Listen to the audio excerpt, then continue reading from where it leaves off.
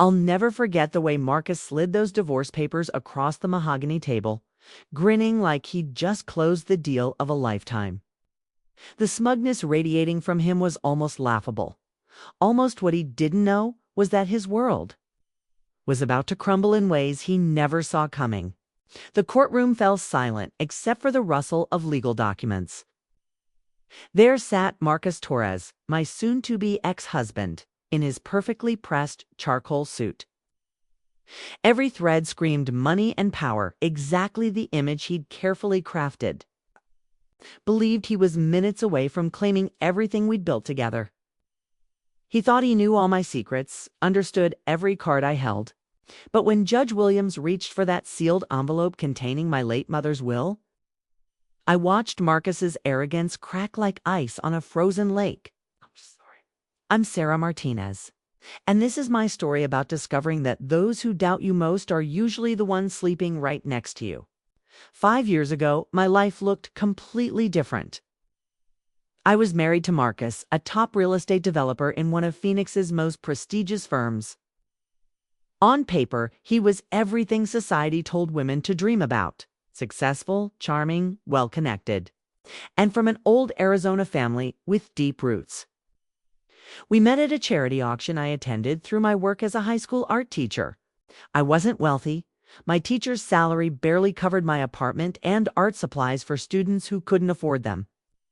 But that evening, Marcus made me feel like royalty. Within weeks, he was whisking me away to Sedona weekends, surprise, dinners overlooking the valley, and gifts that seemed too generous for someone he'd just met. When he proposed after 10 months with an emerald ring that cost more than I made in a year, I didn't hesitate to say yes. Back then, I believed I'd found someone who saw beauty in my passion, not my paycheck. But fairy tales reveal their true nature once you're living them daily. The warning signs started small. Marcus would chuckle at my job, calling it adorable, that I wanted to inspire struggling teenagers through art when I excitedly shared a student's breakthrough moment. He'd nod dismissively, as if my victories were child's play compared to his million-dollar property deals. When I mentioned pursuing my master's degree in education, he'd stroke my cheek and say, "Why burden yourself? I earn plenty for us both. Just relax and enjoy this life."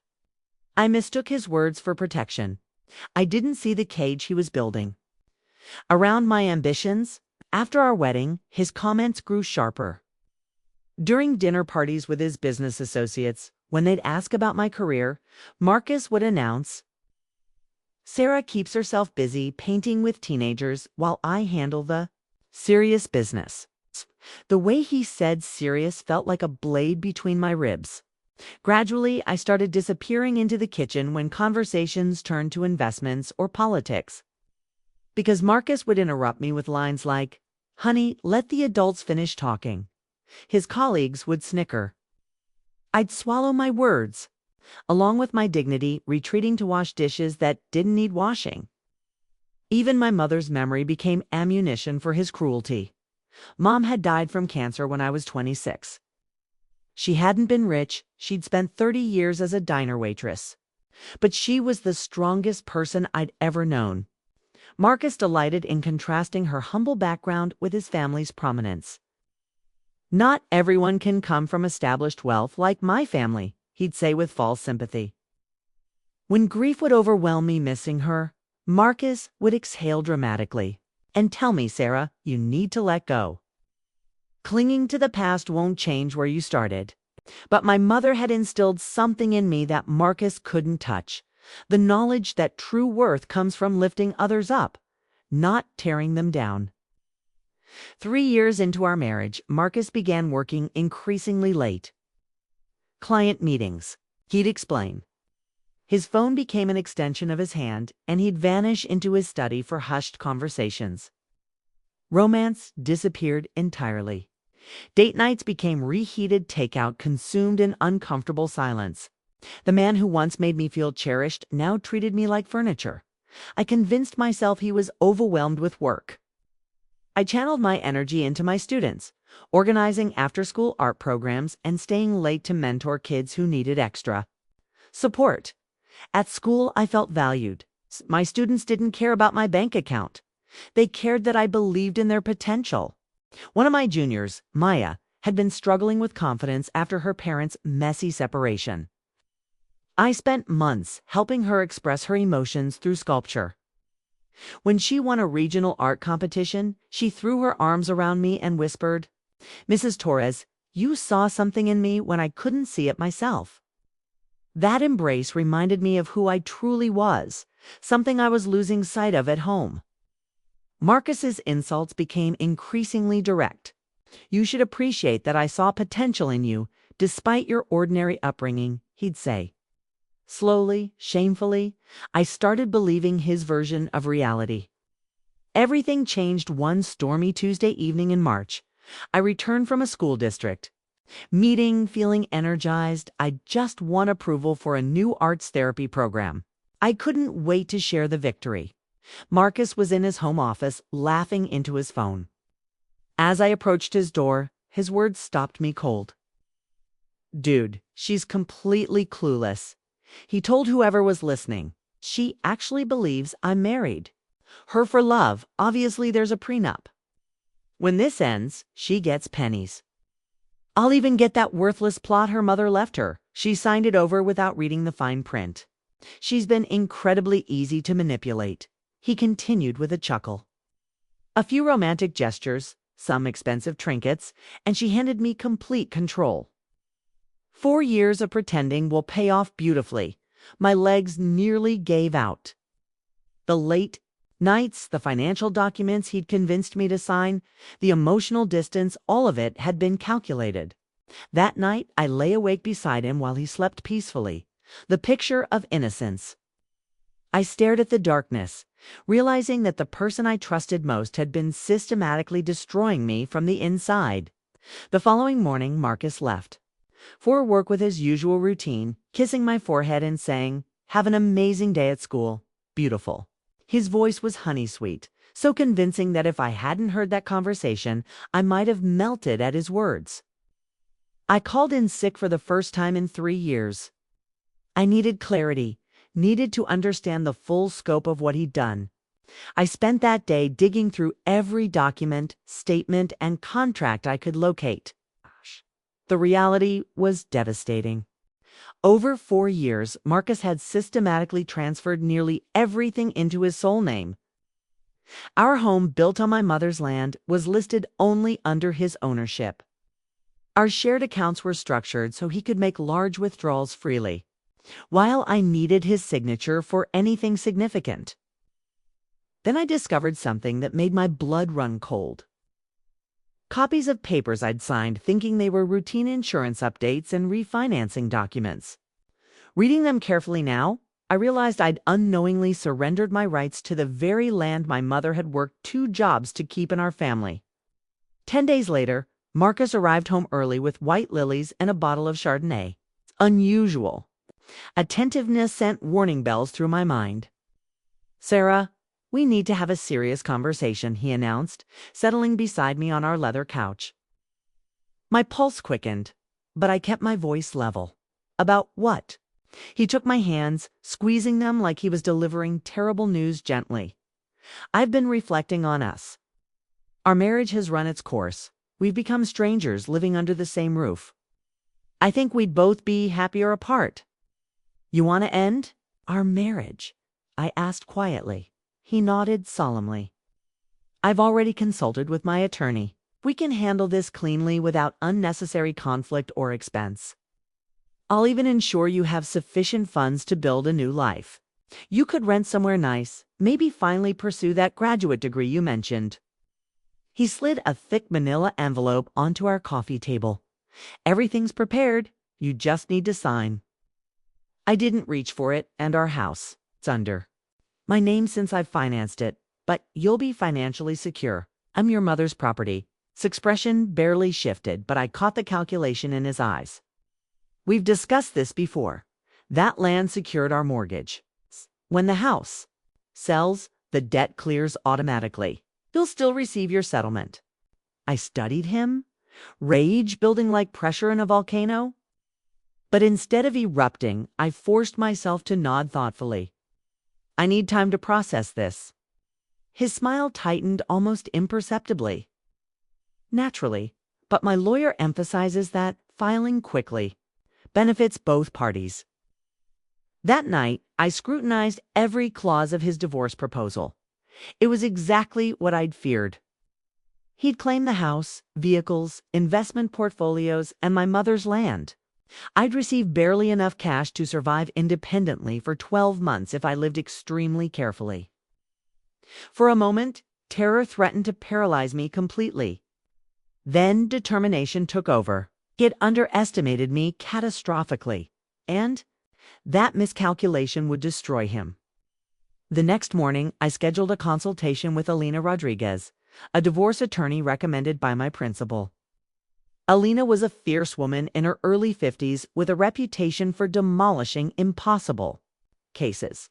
She listened intently as I recounted everything from Marcus's constant belittling to the devastating phone conversation I'd overheard. When I finished, she clasped her hands together. "Sarah, if you legitimately signed those transfers, we're facing a steep climb. But it's absolutely winnable. We just need perfect strategy." "What should I do?" I asked.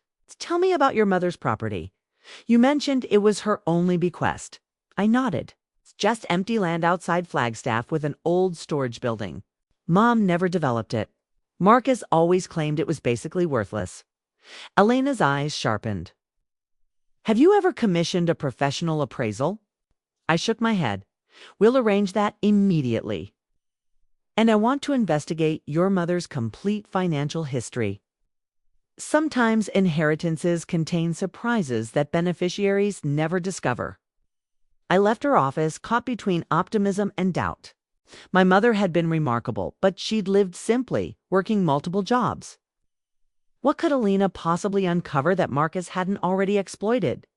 3 weeks later, my phone buzzed. Alina's voice was electric. "Sarah, you might want to find somewhere to sit down." My heart hammered. "What did you find? That property your mother left you?" It's positioned directly above a massive deposit of rare earth minerals used in electronics manufacturing. Conservative estimates value it at $14 million. I gripped my kitchen counter for support. "That's impossible." "There's more," she continued breathlessly. "Your mother established a private trust using your maiden name. The bank lost contact when you changed your surname after marriage. With decades of compound growth, it now holds $3.7 million. I couldn't form words. My mother, who I'd always believed had nothing material to leave behind, except love and memories, had secretly constructed a fortress of financial security that Marcus never suspected existed. 6 weeks later, our divorce hearing officially commenced. Marcus strutted into the courthouse surrounded by his expensive legal team, radiating the confidence of someone absolutely certain of victory. He'd hired one of Phoenix's most ruthless firms, clearly assuming I couldn't possibly compete with his resources. He kept shooting me looks of mock sympathy mixed with triumphant smugness, probably rehearsing his generous victor speech. I could practically see his internal narrative. Marcus, the magnanimous husband, graciously offering his unfortunate wife a reasonable settlement despite her humble origins. Alina had coached me carefully. We keep the trust and mineral rights completely secret until the perfect moment. Let them feel invincible. The revelation will devastate them. The final hearing was set for a sunny Friday morning in early November. Marcus arrived in an impeccable midnight blue suit, his attorneys carrying Italian leather briefcases bulging with documentation. He appeared utterly relaxed, convinced today would crown him absolute winner. Judge Patricia Morgan presided, a woman famous for razor-sharp questioning and complete intolerance for courtroom manipulation. "We're convening to finalize the divorce between Marcus Torres and Sarah Torres," Judge Morgan announced. "I understand there are contested marital assets requiring resolution." Marcus's primary attorney rose confidently. "Your Honor, the disputed assets are straightforward. The main marital properties include their residence and associated accounts. primarily funded through Mr. Torres's substantial income. Mrs. Torres inherited a small, undeveloped tract from her deceased mother, which served as mortgage collateral. We propose selling it to satisfy existing debt, with any remaining proceeds divided equitably. Judge Morgan turned toward me. Mrs. Torres, do you concur with this characterization? I stood, my heart thundering against my ribs. Your Honor, there are crucial details about my inheritance that dramatically alter these proceedings. Alina rose beside me, her voice commanding absolute attention. Your Honor, we possess extensive documentation regarding Mrs. Torres's inheritance that fundamentally transforms the nature of this case.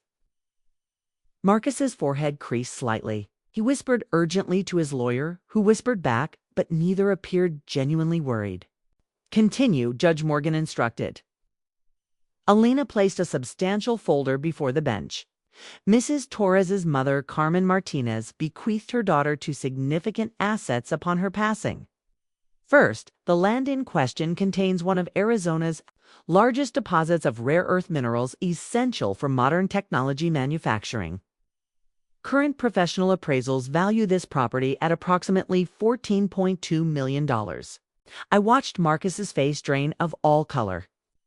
His attorney's confident expression crumbled instantly. Lena pressed forward relentlessly. Second, Ms. Martinez established a protected trust account exclusively for her daughter's benefit. This account was structured to remain completely separate from any marital property claims. The trust currently contains $3.7 million. Judge Morgan's eyebrows lifted significantly. Mr. Torres, were you aware of these valuations? Marcus stuttered incoherently. I know, Your Honor. I had absolutely no knowledge. Your Honor, Alina interrupted smoothly. We also possess evidence proving Mr. Torres actively attempted to fraudulently acquire these assets through deliberate deception. We have copies of documents obtained under false pretenses, plus recorded phone conversations where Mr. Torres explicitly describes his scheme to use this divorce to steal Mrs. Torres's rightful inheritance. The courtroom atmosphere became suffocating. Marcus looked like he might faint. His legal team frantically shuffled papers as if they could somehow make the evidence disappear. Judge Morgan's voice turned ice cold. Mr. Torres, are these allegations accurate? Marcus's attorney attempted damage control. Your Honor, we respectfully request additional time to examine this newly presented. Absolutely not. Judge Morgan cut him off sharply. We're resolving this matter today. Mrs. Torres's trust fund and inherited property are unquestionably her separate assets, completely protected from marital division. She fixed Marcus with a withering stare. Furthermore, given clear evidence of attempted fraud, I'm invalidating the prenuptial agreement entirely. Mrs. Torres will receive 50% of all legitimately marital assets, including the residence investment accounts and any jointly acquired property. Marcus's mouth fell open, but no sound emerged. Additionally, Judge Morgan continued with obvious satisfaction. Mr. Torres will pay Mrs. Torres's complete legal expenses. Alina shot me the tiniest victorious smile. Marcus looked like someone had just announced his financial execution. The gavel fell with finality, and suddenly it was over. I collected my documents, my hands steady for the first time in months. Alina squeezed my shoulder before stepping away to brief her assistant. I was almost to my car in the courthouse parking garage when hurried footsteps echoed behind me. Sarah, please wait. I turned to find Marcus jogging toward me, his face a mixture of panic and fury. We have to discuss this. This entire situation is just a massive misunderstanding. I released a bitter laugh. No, Marcus. The misunderstanding was entirely mine. I actually believed you loved me. His jaw clenched visibly. I did love you. I still do. You're distorting everything. Yes, I made errors, but we can repair this. I had something real once. I moved closer, my voice deadly. Quiet. You loved controlling me. You loved feeling superior, wealthier, more sophisticated. You loved believing I'd never see through your performance. That's not accurate, he protested, but I silenced him. I heard every word, Marcus. I heard you boast to your friend about how effortlessly you manipulated me, how you deserved recognition for tolerating someone so boring and beneath you. His face went ashen. You were eavesdropping, ... I was coming to share exciting news about my program, I said, my voice shaking, with conviction rather than sorrow. Instead, I discovered my husband planning to steal the final gift my mother left me. Marcus reached desperately for my arm. Sarah, please listen, ... I jerked away from his touch. For years, you convinced me I was fortunate you'd even noticed. Me, you never missed an opportunity to remind me I came from nothing special. But you were wrong about me, about my mother, and about what truly creates value in this world. He swallowed hard. I was mistaken. I recognize that now. I started walking away, then spun back for one final blow. That boring, ordinary art teacher you tried to destroy, she's worth more than you'll ever comprehend, and I'm not referring to money. Marcus stood frozen as I slipped into my car and turned the engine. I didn't glance back as I drove toward my new life. In the following weeks, I didn't shed tears of sadness. What I experienced ran much deeper, profound gratitude. Gratitude for the invisible ways my mother had protected my future, even when I'd never realized her foresight. After our final court session, Alina handed me a small sealed envelope. This was attached to the trust documentation, she explained. Inside, I found a handwritten note in my mother's familiar script. Me, Querida Sarah. If you're reading this, I'm no longer here to remind you of what you've always known. You are worth more than anyone could ever measure. I worked extra shifts, saved every penny, and invested carefully. Not because I thought you needed rescuing, but because I wanted you to have options. Options I never had. This trust belongs only to you. Never allow anyone to convince you otherwise. Con amor sempre mama. My vision blurred, but my spirit soared. Alina smiled knowingly. Your mother structured this trust so only you could access it, and only after age 30 or in case of divorce. She must have sensed that future spouses might try to exploit you. I laughed through my tears. She always knew people better than they knew themselves. And the mineral rights? Alina asked. I shook my head in amazement. Marcus never suspected their true value. The irony overwhelmed me. Marcus had pursued me, believing he was securing a naive woman from modest means, easily controlled and eventually discarded. Instead, he'd married the daughter of a woman who had quietly built an empire strong enough to outlast any predator, clever enough to shield it from people exactly like him. My mother's life had demonstrated that genuine wealth isn't measured in luxury cars or penthouse views. It's found in security, generosity, and the power to help others without expecting recognition. For years, I desperately sought approval from people who only saw me as lesser. Now I understood completely. I never needed to prove my worth to anyone. Sometimes those who underestimate you provide the exact motivation needed to rise beyond their reach. But true victory isn't forcing them to acknowledge your value. It's finally recognizing it yourself. As I walked out of Alina's office for the last time, I carefully placed my mother's letter in my purse. It wasn't just paper. It was proof that I descended from strength, and I would honor that legacy moving forward. Marcus had stolen years from me, but he hadn't shattered my spirit. Stepping into that crisp autumn sunshine, I knew this wasn't an ending. It was my authentic beginning. If this story resonates with you, remember that your worth never depends on who attempts to diminish you. Sometimes the greatest power comes from walking away, protecting what's yours, and knowing you were always enough.